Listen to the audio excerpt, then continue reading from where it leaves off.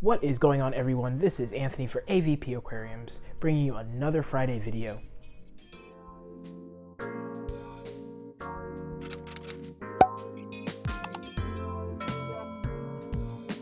So today I wanted to cover a topic I've been meaning to really talk about for a while, but I really wanted to gather as much information and make as many observations regarding this fish as I can, and that is my Amazon pufferfish.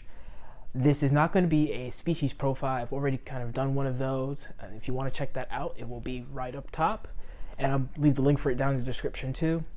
But in this video, I want to talk more about a hunting behavior I've seen with my pufferfish. So let's go back about a year. First time I didn't know what was happening. I noticed a rummy nose tetra or two that used to be in this tank started appearing out of the back of the tank with an eye missing, and it was completely throwing me off guard. Didn't know what was happening. I thought perhaps maybe this was a one-time thing. Maybe he was just being a little bit touchy that day. There was nothing I could do for the tetra already, so I just pulled out the body and kind of let things be. I had recently messed with the tank, so I was thinking maybe he was just being a little bit ornery, so I let it be for a week.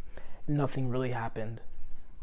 And then another day I saw it. I saw my pufferfish actively hunting one of my rummy nose tetras. Fast forward to a few months ago, with some Von Reel flame tetras in this tank, I started noticing the same thing again. And it seemed to really come out of nowhere until I finally stopped and realized that the puffer was doing this at times when he was going through a bit of a fast. Mainly because I had just worked on the tank, and I generally tend not to feed my fish very much just before moving them around, just so they're not full of all this food during a stressful time. And the fasting period usually wasn't long. We're talking about 2, maybe 3 days tops before working on the tank, and not maybe at most 24 hours after they were put back into the tank. So now here we are a few months later, about a year after the first incident and a few months after the next few, and I have not seen any further hunting behavior.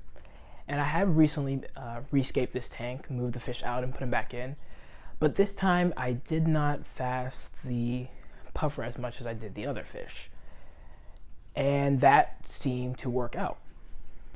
So here's my theory on what was going on. It's my opinion that by fasting the puffer before rearranging the tank the way I did, I essentially put it into a bit of a survival instinctual mode. But I do believe that is essentially what happened. And the attacks on the fish that the puffer did bite didn't seem to be aggressive at all. It was more of a calculated hunting behavior.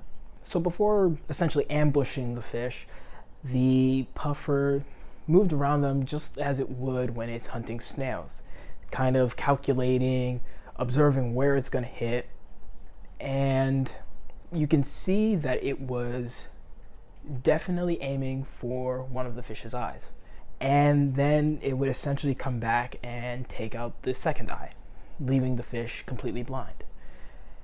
And finally, it would then come attack the fish from above, and it went straight for the brain area of the fish. The times I was able to witness this take place, it happened very quickly, so there wasn't much I could actually do to stop the puffer from killing the tetras. And I should probably make the disclaimer that at no point did I get any enjoyment out of seeing the puffer attack the tetras. Once I was aware that this was happening, the ones that he seemed to hunt were taken out, that being the rummy nose tetras. The Von Reel flame tetras are fine with him at this point. However, seeing the way the attacks took place did kind of present itself with a certain understanding of what these pufferfish actually may do in the wild. Alright everyone, so those are my thoughts and observations on what went on with the pufferfish in my 40-gallon breeder here. and I pretty much just wanted to share this with all of you. Make sure to comment down below. I definitely want to know if any of you have experienced something like this with a puffer before, especially an Amazon puffer. I think, like I said earlier, there's just not a lot of information out there on these fish compared to other fish that we keep. So any little thing I see it do, I usually like to kind of share it with you guys.